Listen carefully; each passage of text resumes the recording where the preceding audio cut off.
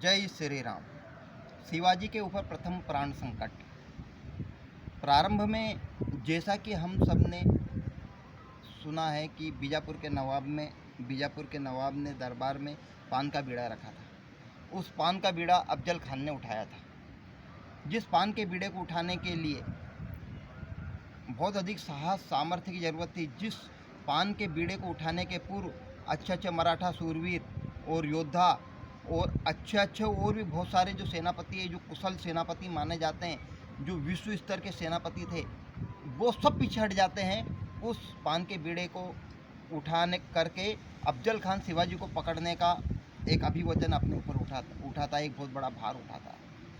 अब चूँकि बहुत बार क्या होता है कि मिसअंडरस्टैंडिंग हो जाती है कि राजा ने क्या संदेश दिया है, राजा ने क्या आदेश दिया है, बीजापुर के नवाब का क्या आदेश है, इत्यादि इत्यादि। तो जब ये जैसे चलने के लिए प्रारंभ होता है, उसके पूर्व बीजापुर का नवाब पूरी तैयारियां करवाता है। उसको 100 से अधिक स्टाम्प देता है, जिस पर सिल लगी होती है, उनके राजमोहर की सिल लगी होती है। बोले मार्ग में जिस प्रकार का तुम्हें निर्णय लिखना हो, इसके ऊपर लिख देना, मैं सिल पहले लगा देता हूँ। इतनी भयंकर तैयारी। अफजल खान का एक हाथी था जिसका नाम था फतेह लश्कर। फतेह लश्कर एक ऐसा हाथी, डिलडोल वाला हाथी था, जो जिस हाथी से टकरा जाए उस हाथी को धाराशायी कर देता था। युद्ध क्षेत्र में हाहाकार मचा देता था। हाथ उसकी सूंड में एक बहुत बड़ी तलवार बांधी जाती थी, जिसका माप कम से कम 15 फीट होता था। और 15 फीट की तलवार से फतेह लश्कर नाम का जो हाथी था, वो सैनिकों को गाजर मूली की तरह काटता था। खचर खचर जिस प्रकार से घास इकट्ठा किया जाता है, इस प्रकार घास इकट्ठा कर देता था। और 20,000 की सेना लेकर के कहाँ से? बीजापुर से चलता है। अब चूंकि शिवाजी का जो तंत्र था बड़ा मजबूत था। शिवाजी दूसरी तरफ समुद्र के पहरी के लिए तैयारी कर रहे थे, अलग अलग किलों को जीतने की तैयारी कर रहे थे।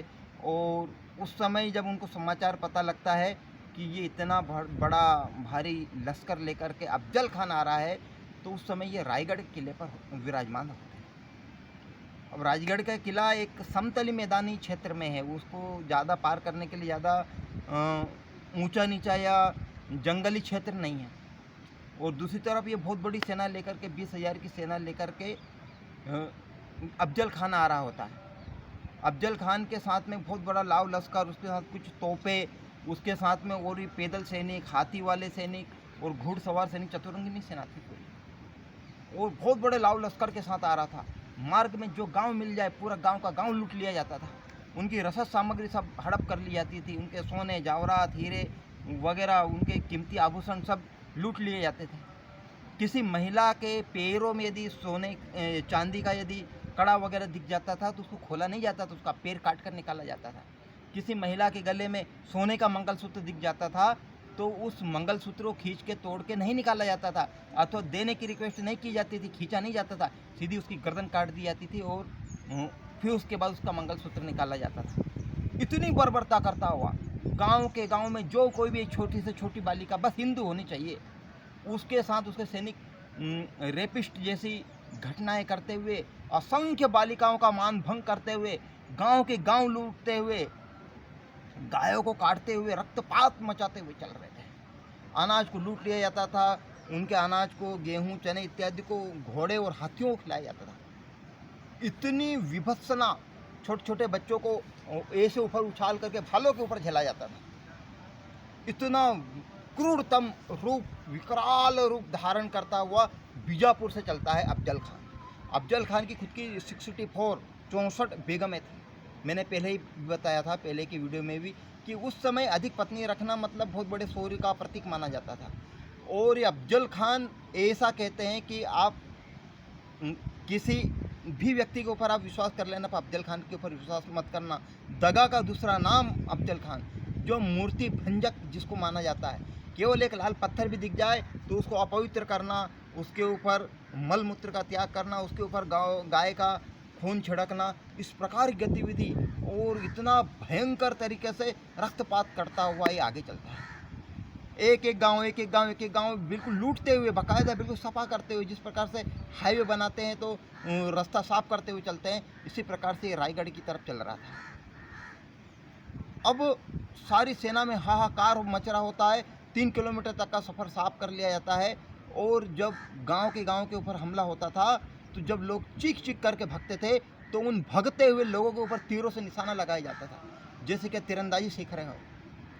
अब ये जैसे ही 3 मील की दूरी तय करता है, वैसे ही फतेह लश्कर अचानक धड़ाम से ज़मीन पे गिरता है और मर जाता है।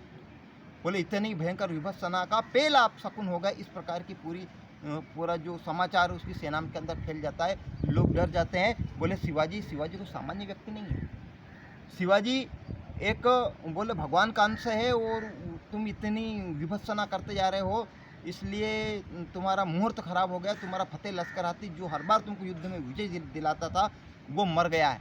इस प्रकार की अफवाह पूरे सेना में फैल जाती है। जब ये अफवाह वापस बीजापुर आती है तो बीजापुर का नवाब अपना स्वयं का हाथी और कुछ माणिक मोतियों की मालाएं और कुछ रसद सामग्री और कुछ बकरे मांस मटन इत्यादि इत्यादि बहुत विभत्सकारी चीज़ें और मसाले इत्यादि बहुत सारी चीज़ें और कुछ व्यापारियों को भेज करके वापस उसका मनोबल बढ़ाने का प्रयास करता है और उसको आगे की तरफ भेजता है। अब ये आगे बढ़ते जाते थे। छोटी छोटी सी गड़ियाँ होती थी, छोटी गड़ियाँ जहाँ पर 100 सैनिक 200 सैनिक 500 सैनिक इस प्रकार के रहा करते थे। तो ये सीधा वहीं से पत्र लिख देता था, जिस गड़ी की सीमा में आ जाता था वहीं पत्र लिख देता था कि बीजापुर के नवाब का आदेश है कि आप इस अफजल खान का सहयोग तन मन धन पूर्वक और सेना पूर्वक करो। तो इस प्रकार अपनी सेना बढ़ाते हुए चल रहा है।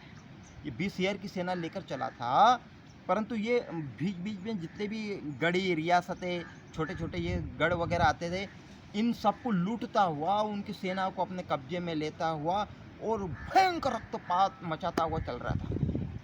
कुछ इतिहासकार लिखते हैं, बोले एक कदम पर एक आदमी को मारा उसने, इतना बोले रक्तपात उस समय हुआ। उसने पशुओं तक को नहीं छोड़ा, उसने कुत्तों तक को कुत्तों तक को नहीं छोड़ा उसने।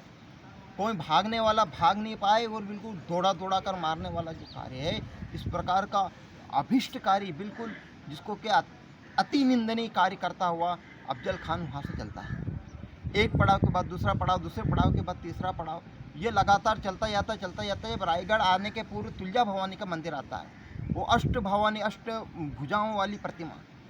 तो उसको पता चलता है कि जो ये मंदिर है, ये मंदिर शिवाजी की कुलदेवी का मंदिर है, शिवाजी की कुलदेवी का मंदिर है। तो वहाँ पर उसको एक एक ईंट को भ्रष्ट करता है, उस प्रतिमा को छिन्न भिन्न करता है, उसके हाथ तोड़ता है, उसके ऊपर मलमूत्र का त्याग करता है, फिर गर्भगृह में गाय को काटता है ऊपर से, और वहाँ पर कितनी हिंदू स्त्रियों का मान भंग करता है। ऐसा क्यों कर रहा था आखिर अफजल खान? अफजल खान सोच रहा था कि इन विभत्सकारी घटनाओं को सुन करके शिवाजी दौड़ता हुआ मुझसे युद्ध करने के लिए मैदानी क्षेत्र में आ जाएगा। अब चूंकि शिवाजी तो चाणक्य के बिल्कुल महाचाणक्य की गति से बने हुए थे, अब वो और रायगढ़ के किले को छोड़ करके और अंदर के जावली के जंगलों में जो किला था वहाँ तक पहुँच जाते हैं। वहाँ पर पहुँच करके ये घटना जब वहाँ पहुँच जाते हैं और एक प्रकार से वो संदेश स्वयं भिजवा देते हैं अफजल खान को, बोले तुम्हें आना है तो यहाँ आ जाओ, अब तुमसे युद्ध यहीं पर होगा। इस प्रकार का एक संदेश पूर्वक भेजते हैं। अब इसके बाद में क्या होता है, किस प्रकार से शिवाजी अफजल खान को जावली के जंगलों में आने के लिए विवश कर देते हैं, आखिर ऐसी कौन सी घटनाएं होती है जिसके बाद अफजल खान भी मान जाता है, और उसके समय इतिहासकार क्या क्या कहते हैं, ये अपन सुनते हैं थोड़ी देर बाद। जय श्री राम।